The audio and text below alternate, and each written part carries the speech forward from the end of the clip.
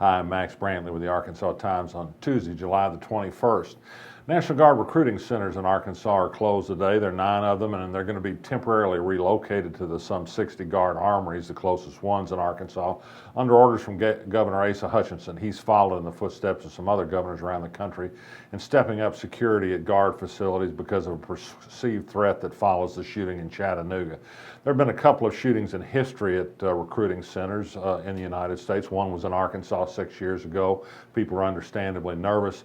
There's going to be more arms training for the selected people who will carry weapons at recruiting centers. There's a debate about how much you want to have guns at a community center, in a strip mall, at a place that is reaching out to the community. There's a strong feeling that more security is necessary.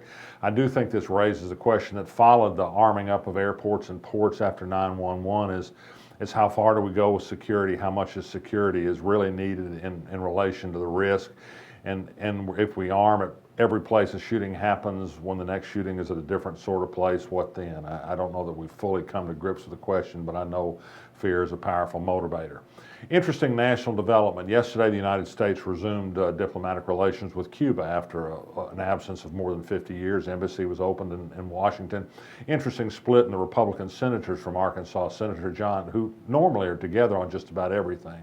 Senator John Bozeman said while intentions were good on the embargoes and the lack of relations, that they clearly hadn't worked, that he thinks will have more impact on changing the way Cuba is by more interaction with the country. He, of course, favors trade with Cuba for our agricultural products. I think the senator is right. Senator Tom Cotton thinks it's a terrible mistake to resume relationships with Cuba. He thinks we should be even tougher on an embargo. I think that history proves pretty clearly that the embargo hasn't worked and it's time for a different sort. I commend Senator Bozeman for making this move.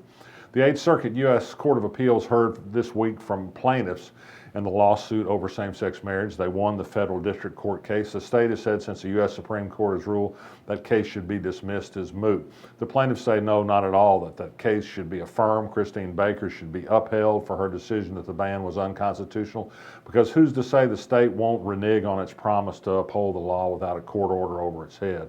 I think the plaintiffs are probably right on this.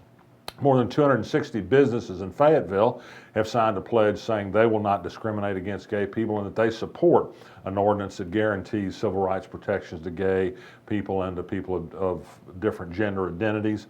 An ordinance to that effect is going to be on the ballot in Fayetteville in September.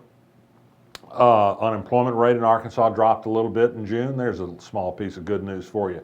Channel 4 stirred up a tremendous amount of interest on its website today, and I posted it on our website so you can take a look about the dozens of stores that have signed up to be in the new outlet mall that's going to open in Otter Creek in October. I think it's a safe bet that I will not be darkening any of their doors. Internet shopping is good enough for me.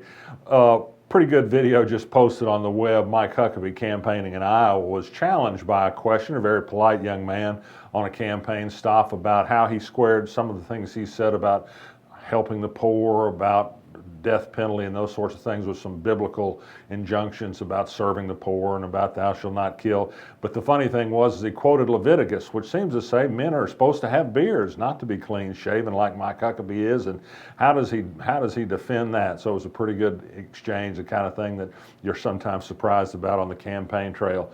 And finally, on a serious note, an obituary notice on the Arkansas blog this morning. Mike Vogler, a social worker, a worker for youth, quietly devoted to a lot of good causes the last 40 years or so, was in the headlines back in the early 1970s because as a conscientious objector, he went to prison rather than to sign up for the draft for the Vietnam War. He was a man of great principle, and I think the principle he showed and a number of others showed at that time still live on in many ways. The Vietnam War is long over, occurred before many people today were born, but still it affects our policy, and no small part thanks to people like Mike Vogler. I'm Max Brantley. I'll be back tomorrow.